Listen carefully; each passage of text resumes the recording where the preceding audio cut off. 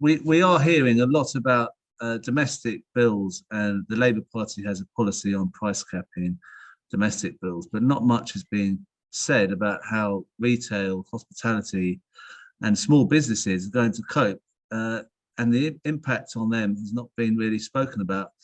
So I've got, as a special guest, we've got Rod, who's in Bath. He's a pub landlord. I'd just like to play you a clip of Rob in action as he's how he runs his pub sometimes. This is Rob.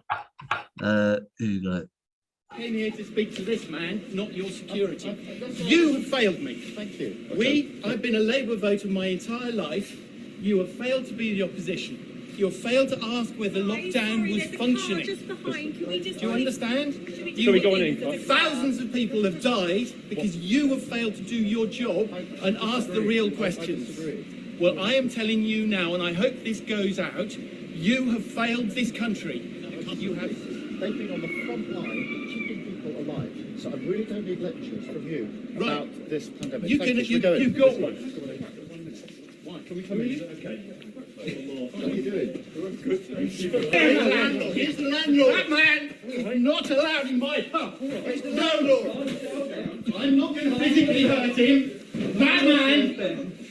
That's assault. I am not bothering you. I am not bothering him. That man is not allowed in my pub. Get out of my pub. Go on. Calm yourself down. Get out of my pub. Calm down. Sorry, can you keep out of the way? Thank you. Rod Humphris. Hello. Good to see you. Now, you weren't very happy last year Yes. when you met Keir Starmer. I'm just wondering, trade must have been really poor during lockdown, and was your business in trouble at that time? Was that what prompted you in a way to do that? No. Is the truth of that.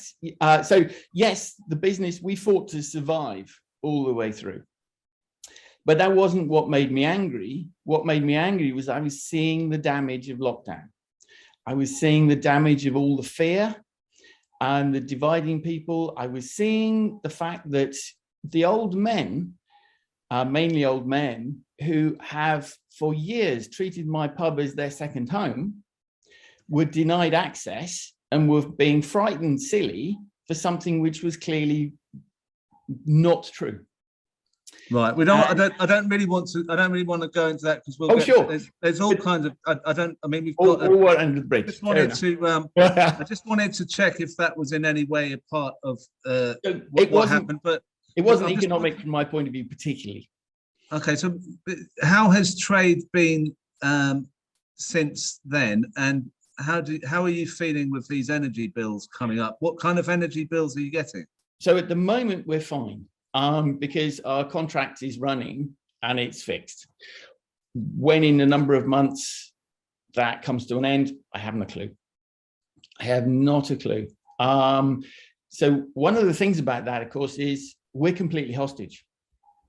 My pub does not function without a lot of gas and electricity. We're in the city centre. There are no viable alternatives that I can do to keep my customers warm and feed them. So if they either turn it off or make it unaffordable, it will kill us. Right. No, we've not heard anything from the Conservatives other than they're promising a kind of tax cut of some sort. I'm not sure what that is. I mean, we don't know who the leader is yet either. But Labour's come forward saying that they have the solution to this for small businesses. This is Jonathan Reynolds in a post on social media. What he said here is that Labour will slash costs for small businesses by raising business rates relief to 25,000. There were other bits there, but they're not particularly. They're not going to make a massive amount of difference. How have you read that post? Yes. What do you make of Labour's proposal? Would that be helpful to you? Well, put it this way: if it gets tight and someone offers me to have to pay less council tax, I'm not going to say no. But from my point of view, that's like a very poor sticking plaster. So, I mean, one thing to obviously mention here is that we're part of a community, and the council, if you like, whether we like it or not, and I'm not always a fan of our council, sometimes I am, but one of their jobs is to fund people that need help in the community. So where's the money that I don't pay in council tax going to be made up from?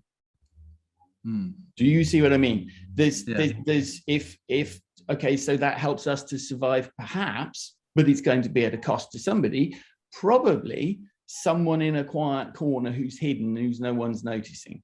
That's what usually happens. Right. Okay. Do you see what I mean? So it's not that I'm against the idea, but unless I've misunderstood this, we actually have a problem with not having enough gas. Right. And it's a tradable commodity. The prices are going up because there's a shortage of it. We have a lot of inflation, which isn't helping, but that's principally caused by the amount of money we printed in lockdown. It's not principally coming from external forces. Do you see what I mean? We've got a lot of money chasing the same amount of goods. Everything's going to go on getting a lot more expensive for a while. Right.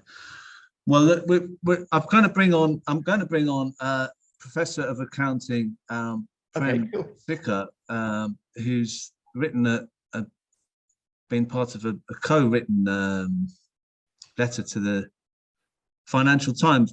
Prem, thank you for coming on. I'll just let people know about the letter that you wrote. You could hardly see it, I suppose, but it does say that you think that interventions should be made by the Bank of England with quantitative easing and energy price reform, nationalising energy supply, and investment in new technologies. What do you make of Labour's proposal? The Conservatives, how they're suggesting they'll get through this. I mean, can you tell us and Rod where we can get out of this, how we can get out of this situation? Well, good morning, Crispin and everyone. Yes, we are in a dire state, but I think before I talk about the energy issue, we have to remember that the energy crisis has just given visibility to years and years of state-backed poverty, inequality, cuts in wages, cuts in pensions, and this is the kind of end result. Now, this is the situation we're in. So if we're looking for long-term relief, then I'm afraid we're going to address lots of issues about our politics, about the way the financial cake is cut in our society, the power of workers, power of corporations. But there are more pressing issues at the moment for households. What Labour's proposing is a 6-month freeze on energy prices. I'm afraid that will simply not do it, because people will still be poor at the end. That poverty is still not addressed. People will still not have enough money in their pocket. So we need not just to help the households, we need to help businesses like Rod's as well. So in terms of calculations, given that the energy bill is now going up to £3,549, that is the average, that means people need to find an extra £44 billion to pay in energy bills. Now, business uses roughly the same kind of energy as households do in total. So if you want to help businesses as well, that is £88 billion for 1 year. And I think we're going to be in this mess for nearly 2 years. So you can see we are quickly heading towards about 200 billion kind of bill. But of course, when governments want to help people, they don't need to pay that much, because that number of nearly 200 billion includes a vast amount of profiteering by oil, gas, and energy companies. Governments must not guarantee that profit. So by the time you remove that, the actual cost of, if you like, support will drastically be reduced. Whenever you talk about the support, the conservative neoliberal lobby says, firstly, the government will need to borrow. That is simply not true. Second, they say the taxes will go through the roof. That is not true either. Because what happened way back after the last financial crash, the government created money. They called it quantitative easing. The first tranche was 200 billion pounds. And so in a country like the UK, which has a global currency, it does not really need to borrow. Okay, so firstly, it can create money via quantitative easing. But the minute you mention that, the response of some people is, wouldn't that be inflationary? Though they never asked that question when the banks were bailed out, or 895 billion of quantitative easing altogether was handed out to speculators. Right. So what we can then do is counter the inflationary effect by taxing those with the broadest shoulders and removing that much money from the economy. For example, at the moment, capital gains are taxed at a much lower rate than earned income, and the recipients of capital gains pay zero national insurance. If we were to treat capital gains in exactly the same way as earned income, that would raise at least 25 billion pounds. The government has already, it will be collecting more than 30 billion pound tax extra because of the effects of inflation, because they have not increased the thresholds and personal allowances and so on. So there is plenty of money to do these things. Labour's 6-month approach will not help. The government's call talking about even giving income tax cuts, as Liz Truss suggested, that will not help, because there are 21 million adults in this country whose annual income is less than £12,570. They will simply not be able to survive. They cannot survive. I wrote an article on Friday, Crispin, you may have seen it, because the last few weeks I've been visiting pawnbrokers just to see what on earth is going on. And there's a steady queue of people pawning their microwave ovens, vacuum cleaners, wedding rings, DIY tools, televisions, simply to raise money to survive. And that is before the energy bills are hiked up even more in October. People just don't have the capacity to absorb the cost. And £170 billion is the extra tax which oil gas companies will be making over the last 2 years. We need 100% windfall tax on that, because they have not generated that profit with any additional investment, any additional effort of any kind whatsoever. The cost of producing energy has not changed. It is just the selling price which has changed. So when I look at the oil gas markets, what do I find? Likes of BP, Shell, not only they produce oil and gas from North Sea and elsewhere, they actually employ thousands of traders to bid for the same, which they themselves have produced. So therefore, they are pushing up, prices. When I look at the national grid, every 30 minutes it bids for energy. Every 30 minutes, which means it has no buffer. There's no buffer, no stock. Rod wouldn't operate without a buffer, but National Grid does. So we need to reform the whole of energy sector. There are huge problems, but the immediate relief lies in freezing prices. Just a quick word about nationalization. Energy companies like OVO, Octopus, they're in the supply chain. They don't need to be nationalized. We don't need to pay a penny for them. All we need is a state-backed company to start offering energy at little or no profit. They will go out of business. They will not be able to survive because they won't be able to compete, or we can let their current forward contracts to buy energy run out and then replace them. That is cost-free.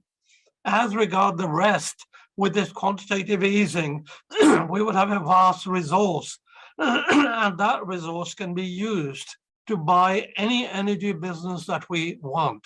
So when you look at the government balance sheet, on one side, it will have quantitative easing, if you like. On the other side, there are assets. So people talk about the borrowing or the quantitative easing side. They forget that you also acquire assets, and we will not be paying any dividends to shareholders of any kind. So there are vast possibilities, and the purpose of writing that letter to Financial Times was to break this, excuse me, excuse me, to break this intellectual logjam, which says there is no other way. There is always another way. The question is there is a political will? Wow. No, it's now, Rod. Sorry to. No Prem problem. is pretty thorough, isn't he? I mean, Yes. Prem's got the answer there. Do you think? Yeah. No, well, I agree with a No. great deal of what he Okay. said. I agree with a great deal of what you say, Prem.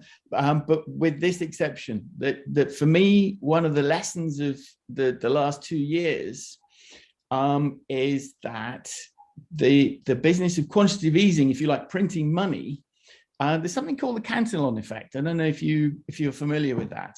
And I think we've seen that in action, where when you print money, the result is a very uneven distribution. So in the last 2 years, we've seen a very significant transfer of wealth from, let's say, us to those with a lot of money already. That there's been a huge transfer of national money tax to corporations and to businesses. And I strongly suspect that if we do the same again, because gas is essentially a fungible commodity, if they can choose where it goes and we can't, there's relatively little we can do about it, the result will be that the money we raise out of thin air will end up in the pockets of Shell. Right. Now let me get Prem to come back on that. And it will be inflationary, because I think there's a very direct link between the amount of money there is and the amount of stuff. If you increase the amount of money, de facto, you do increase inflation. Well, let me just get Prem in on that. Well, let us bear in mind the current bout of inflation is not because people's pockets are full of cash. Current bout of inflation is there because of corporate profiteering. Many people are simply struggling to make ends meet. What we are calling for is, if you like, people's quantitative easing, not putting money in the pockets of bankers and speculators, as the government has done so far. It is entirely different kind. And as I said earlier, if any of that is considered to be inflationary, then the government can remove some of the cash from circulation through taxation.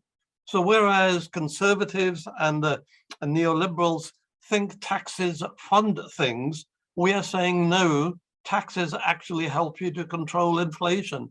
It is hard to think of any time in the UK history when taxes funded what the government spent. Okay? Since the Second World War, there has not been a single year when the taxes paid by people funded anything. Governments borrowed. What we are saying is governments don't need to borrow.